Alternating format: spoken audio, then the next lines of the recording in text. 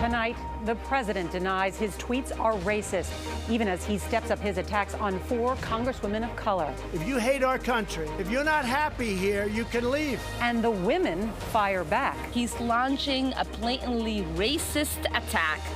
Also tonight, families living in fear of being arrested and deported after a threatened crackdown. A murder mystery in Louisiana. Who killed a beloved civil rights activist and left her body in the trunk of a car? The women who helped put men on the moon. My husband looked at me and he said, "Honey, you're going to be in the history books." And why New Yorkers are being warned more blackouts could be coming this summer.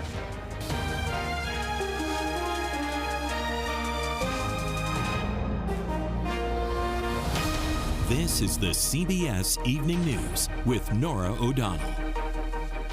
Good evening. It's good to be with you. This is our Western edition, and we begin with breaking news in Washington. 4 Democratic congresswomen of color have just spoken publicly as a group for the first time about the racist tweets aimed at them by the President of the United States. President Trump continued his attacks at the White House today, again inviting the congresswomen to leave the country. And CBS News has learned that Speaker Nancy Pelosi met with her leadership team tonight to discuss a House resolution denouncing the president's language. Republican leadership in Congress has been noticeably silent. White House correspondent Weijia Zhang begins tonight with this war of words. It's time for us to impeach this president. Late this afternoon, 4 freshman congresswomen of color known as the Squad fired back at President Trump after he tweeted over the weekend they should go back and help fix the totally broken and crime-infested places from which they came. This is a distraction, and we should not take the bait. All 4 Democratic lawmakers are American citizens, and only Ilhan Omar was born outside of the U.S. She became a U.S. citizen in 2000 after immigrating from Somalia. If you're not happy here, then you can leave. As far as I'm concerned, if you hate our country, if you're not happy here, you can leave. The president defiantly defended himself at a Made in America event this morning that was supposed to showcase U.S. products, but his racist tweets about who should stay in America quickly got all his attention. Some people think it's controversial. A lot of people love it, by the way. A lot of people love it. Mr. Trump also called the women anti-America and a bunch of communists. Which congresswomen are you talking about? You can guess that one. President Trump singled Omar out for her comments in February, claiming AIPAC, the pro-Israel lobbying group, has bought the support of her Democratic colleagues. Says horrible things about Israel, hates Jews, hates Jews. It's very simple. He does not know how to defend his policies. So what he does is attack us personally. And that is what this is all about. Republicans were slow to respond to the president's remarks, but today several did say he was out of line. The tweets are racist and xenophobic. Others stood by him. Come on, of course the president's not racist, but he's frustrated like so many Americans are. Speaker Nancy Pelosi said the House would hold a vote on a resolution condemning the president's tweets, forcing GOP lawmakers to go on the record. And she accused Mr. Trump of wanting to make America white again. Speaker Pelosi says you want to make America white again. Is that true? Well, that's just a very racist statement, somebody that would say that. Weijia joins us now from the White House. And Weijia, why haven't the Republican leaders in Congress commented on this? Norah, it is not a lack of trying. CBS News has been pressing GOP leaders all day long, including Senate Majority Leader Mitch McConnell and House Minority Leader Kevin McCarthy, to weigh in on this escalating controversy. But so far, we have gotten silence. Congressman Steve Scalise, the number 2 in the House, says they will talk about it more, but so far that has not happened, and there's no indication when it will. All right, Weijia Zhang, thank you. Also at the White House tonight is Major Garrett, and he's been covering Mr. Trump since he began his first presidential campaign 4 years ago. Major looks at the president's long history of controversial racial comments. They're bringing drugs, they're bringing crime, they're rapists. The nation has observed Mr. Trump as candidate and president judge harshly based on race, religion, and ethnicity, like his call for a Muslim ban. Donald J. Trump is calling for a total and complete shutdown of Muslims entering the United States. He accused federal judge Gonzalo Curiel, born in Indiana, of being biased because his parents emigrated from Mexico. I'm talking about common sense, okay? He's somebody, he's proud of his heritage. But you're saying it's a barrier to him doing his job. Oh, he's not treating me fairly. Even before running for president, Mr. Trump inflamed racial tensions, questioning President Obama's birthplace. Why doesn't he show his birth certificate? And the president was forgiving of white nationalists spewing anti-Semitism after a deadly confrontation in Charlottesville. You also had people that were very fine people on both sides. Mr. Trump's willingness to invite charges of racism is now a staple of his presidency, as is the resiliency of his support, foreshadowed by his own words during the campaign. Where I could stand in the middle of Fifth Avenue and shoot somebody and I wouldn't lose any voters, okay? It's like incredible. And Major, we saw the president today double down on the remarks that he made. Why is he doing that? Well, my reporting, Norah, today is consistent with the reporting I've done throughout my exposure to Mr. Trump as candidate and president. He sees an advantage in being labeled a racist or being accused of having racist motives. Why? It draws attention to some other issue he wants the public to scrutinize or pay attention to. National security, immigration, patriotism, or in this case, the so-called progressive or radical left of the Democratic Party. He believes by uniting Democrats now, he's brought attention to what he perceives as the political vulnerability of Democrats, a leftward lurch. And that's why many people close to the president tell me he went down this road starting this weekend. All right, Major Garrett, thank you. The white nationalist who killed a protester with his car in Charlottesville, Virginia, received a second sentence today of life in prison. James Fields received the life term plus 419 years and $480,000 in fines. He was already serving life in prison with no chance of parole on federal charges. Fields deliberately plowed into a crowd of anti-racism demonstrators in August of 2017, killing 32-year-old Heather Heyer. The president said the weekend roundups of undocumented immigrants were, in his words, very successful. CBS News has repeatedly reached out to Immigration and Customs Enforcement, but so far ICE will not tell us how many immigrants were detained.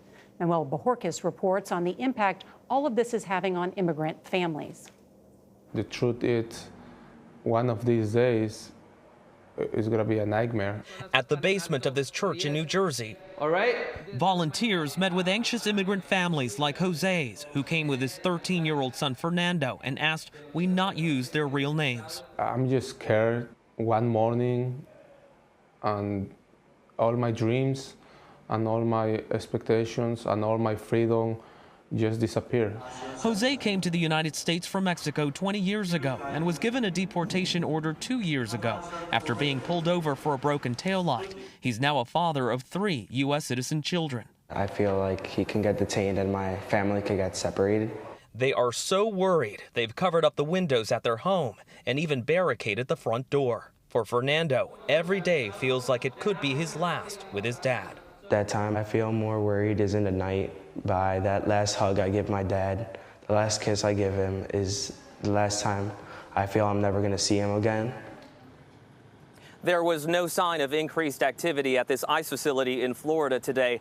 Norah, the Trump administration has laid out a new rule that would essentially block most asylum seekers from Central America and other countries, but that rule seems certain to face a court battle. All right, Manuel Bojorquez, thank you. There's a possible break tonight in the murder of an American scientist in Greece. The police there have detained a 27-year-old man who they say has confessed to killing Suzanne Eaton. She was a molecular biologist who was attending a conference on the island of Crete when she disappeared July 2nd. Her body was found in a World War II bunker. At this hour, protesters in San Juan are demanding that Puerto Rico's governor step down.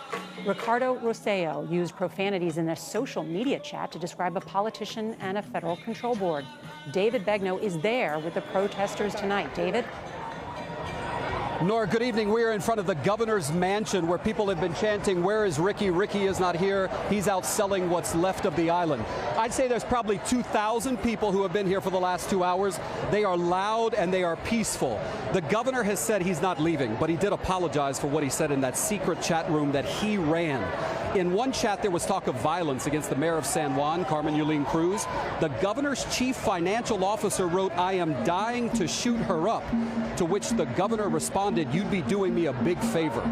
Tonight in Washington, there are politicians who are wondering whether more oversight is needed to determine how much money Puerto Rico should get after Hurricane Maria and how exactly it should get it, given the political crisis that is brewing here. And David, what happens if the governor resigns?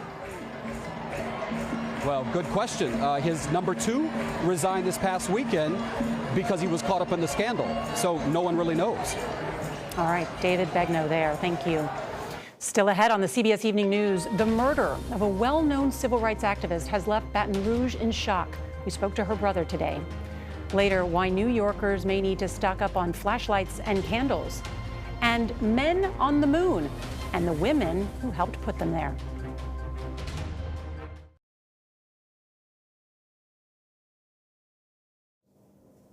Tonight, the coroner in East Baton Rouge, Louisiana, said today a murdered civil rights activist had been strangled. Sadie Roberts Joseph founded an African-American history museum in her hometown. Mireya Villarreal spoke today with her brother. The discovery of Sadie Roberts Joseph dead in the trunk of her own car has left her brother Joseph Armstrong in shock. We never seen anything like this in our immediate family, and it is really, really hard. The 75-year-old local civil rights activist was last seen Friday morning after baking cornbread with her sister, according to the family. Around 3:45 that afternoon, her car was found on a dead-end street several miles from her home. They popped the trunk, and that she was in the trunk of the car. Police have offered little information to explain what happened. An autopsy released today concluded she died of traumatic asphyxia, including suffocation. How did it happen? Or why? Why did it happen? How did it happen? Was it a robbery or was it what? Roberts Joseph was widely known for her charity work and activism and has been described as a treasure to the community. In 2001, she founded the local Baton Rouge Black History Museum. In 2011, Roberts Joseph spoke at an event she organized to commemorate the end of slavery. Embrace diversity, learn of our history, and that's the only way we're going to be able to heal. It took more than 20 years to build this museum. It was Sadie's dream, and now Sadie's family tells us they're not sure how they will keep it open and who will actually run it. Meanwhile, police also say they have been tirelessly working to find who killed her here in Baton Rouge. Norah? All right, thank you, Mireya. In a moment, the man paving the way for the future of space travel.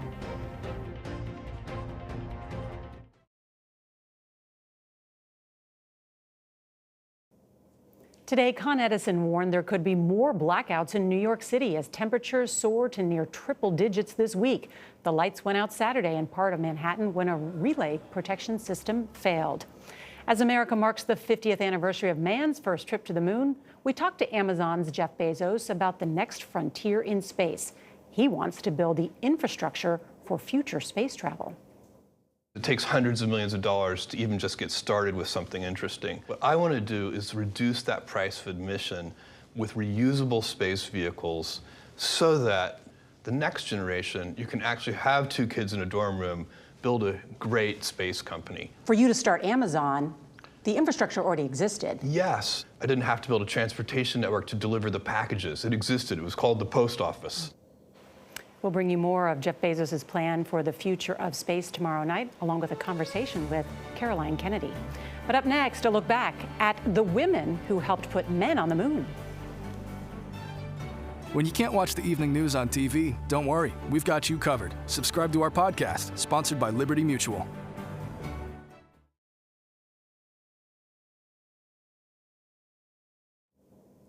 "50 years ago tomorrow, 3 men in spacesuits set off on the greatest scientific adventure of all time.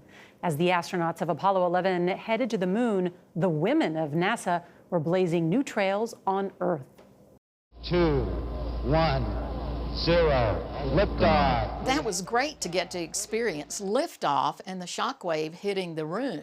Tranquility Base here. The Eagle has landed. It was a total relief when they landed.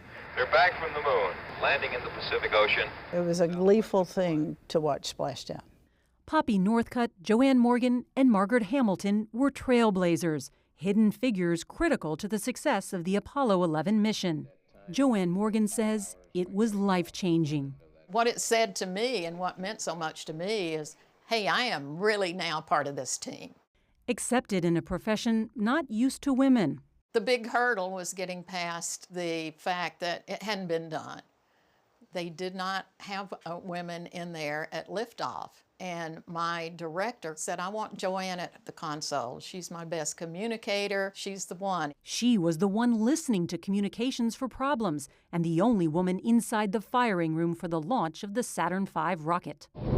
Building shaking. It's still the most powerful rocket that's ever left any place on Earth. Man on the way to the moon. My husband looked at me and he said, honey, you're going to be in the history books. I never thought about it.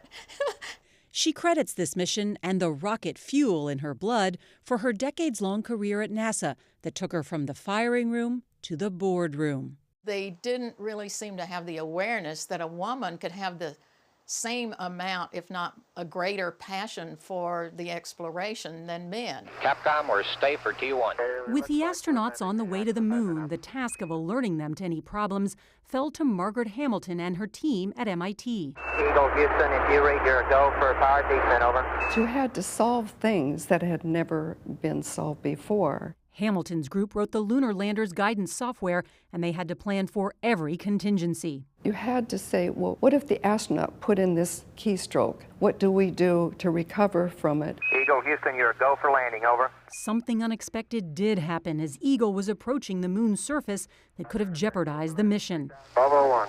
1201. Roger, 1201 alarm. My first thought was, how can this be happening now? I personally remember it as what I call sheer terror. Okay, we're go. We're go. Same type. We're go. There was no need to abort. Her software was fine. That's one small step for man. It was the first time man walked on the moon and the first time software ran on the moon. But the most critical phase of the mission had yet to come. Does it look different? Yes and no. It's much more pristine. Poppy Northcutt, the only woman inside of mission control, calculated the maneuvers that would bring those astronauts home. You were plotting out every kind of scenario. You always are thinking about all kinds of possibilities. How nerve-wracking was that? Well, it's very nerve-wracking. It doesn't matter how successful any other stage has been if you don't get them back safe and sound. Apollo 11 is back from the moon, safe and sound. The world celebrated the mission's resounding success, but Morgan and Northcutt say they endured other challenges that were not as public: sexism, obscene phone calls, nasty remarks, and even cameras positioned on them. I found out that there was a camera that was just pointed at me in one of the back rooms. Why was there a camera pointed at you? Because I was a novelty, I suppose. I discovered that by chance. But it was also an opportunity, I felt, to encourage other women to go into science and technology and understand that women could do these jobs. Did you realize that at the time, that your role? You did? I did. In what way? I was just very aware of it because I got letters from all over the world from little girls and boys saying, I didn't know women could do this. So I was very aware of it. And women can. And tomorrow night we will be reporting from the Kennedy Space Center and bring you a primetime special, Man on the Moon, at 10/9 Central. Thank you for joining us tonight.